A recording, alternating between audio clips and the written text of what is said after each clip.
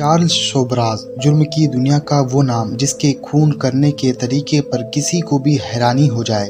Psychopath, hypnotic, charming conman जो कि अपनी क्रिमिनल एक्टिविटीज को ऐसे अंजाम देता था कि मानो कोई रोजमर्रा के कामों को कर रहा हो। लड़कियों को नशे की दवा देने और जलाकर मार देने से लेकर तिहाड़ जेल की अय्याशा करने तक इस शख्स ने हर एक चीज को अंजाम दिया है। यहाँ तक कि जब ये तिहाड़ जेल में जेलर के कमरे के अंदर जाता था तब जेलर भी अपनी कुर्सी से उठ खड़ा हो जाता।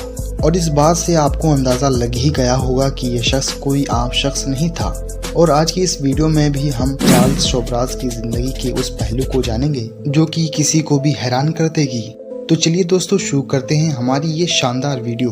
तो दोस्तों जुर्म की दुनिया के इस बादशाह का जन्म 6 अप्रैल 1944 को वियतनाम में हुआ था। जहां उसकी मदर वियतनामी थी वहीं उनके फादर इंडिया से बिलोंग करते थे, लेकिन उन दोनों की शादी कभी भी नहीं हुई थी। इसका मतलब साफ है कि चार्ल्स किसी भी देश से बिलोंग नहीं करते थे।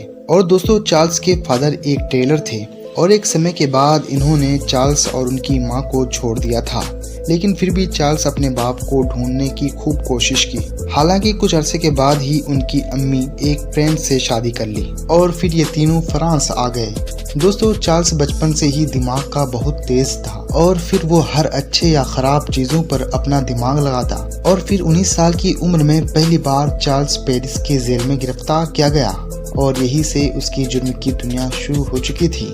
हालांकि यहाँ पर जेल में होते हुए भी गार्ड्स को गुमराह करना भी सीख चुका था। इसके साथ ही उसने घंटों फिलोसफी, लॉ, हिस्ट्री, साइकोलॉजी के तरह तरह के कई सारी क्लासिकल बुक पढ़ता था ताकि वो इस बात को समझ सके कि आखिर इंसान का दिमाग काम कैसे करता है। इसी वजह से लोगों के दिमागों को पढ़कर आसानी से दिमाग पढ़ सकता था। दोस्तों चार्ल्स की सबसे बड़ी खासियत उसके दिमाग के अलावा उसका लुक्स भी था, जो कि वो किसी हीरो से भी कम नहीं था। और अपने लुक्स की वजह से ही वो कई सारी लड़कियों को अपने झांसे में फंसा लेता था।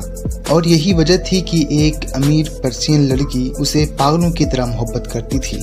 हालांकि एक टाइम ट्रैवलिंग के दौरान अपनी प्रेग्नेंट गर्लफ्रेंड को वो कई दिनों तक भूखा प्यासा छोड़ दिया, जिसकी वजह से वो परेशान होकर वापस पेरिस आ गई। और इसी तरह चार्ल्स के जुर्म का सिलसिला चलता रहा और वो ट्रेवल्स के माइंड को पढ़कर उन्हें नशे का ओवरडोज देकर मार देता था और फिर पैसे और पासपोर्ट लेकर दूसरे देश भाग जाता। चार्ल्स के साथ साथ उसकी 2 असिस्टेंट भी हुआ करती थी और वो तीनों मिलकर 12 से भी ज्यादा लोगों को अब तक मौत के घाट उतार चुके थे। इसके अलावा वो लड़कियों को नशा कराकर पूरी तरह से मदहोश कर देता और फिर उनके पैसे और पासपोर्ट लेने के बाद उनके कपड़ों को उतार कर जिंदा ही जला देता था। और इस तरह से करीब उसने 6 लड़कियों को जिंदा जला दिया था।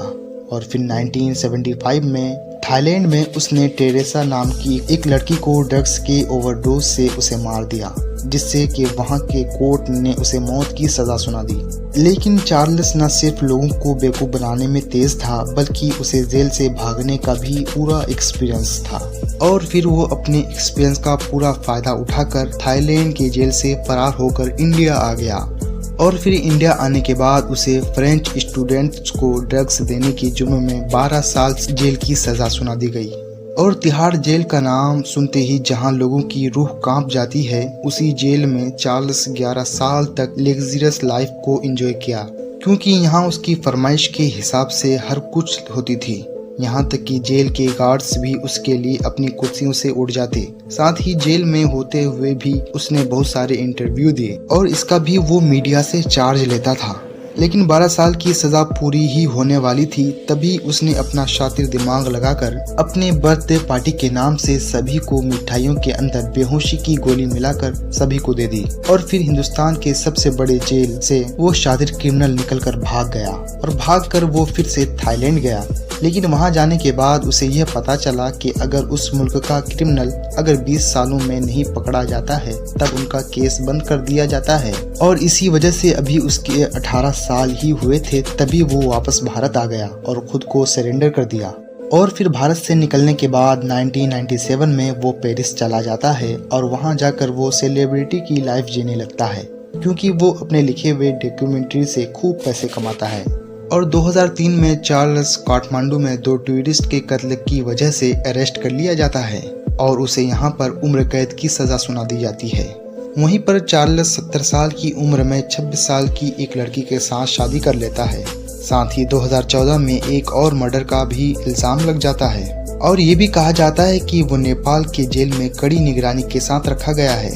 बाकी असलियत क्या है दोस्तों, इसके बारे में किसी को भी नहीं पता। दोस्तों, आपको चार्ल्स शोब्राज के बारे में क्या कहना है कमेंट में ज़रूर बताएं। साथ ही वीडियो को लाइक कर दीजिए और चैनल को सब्सक्राइब कर दीजिए। मिलते हैं नेक्स्ट वीडियो के साथ।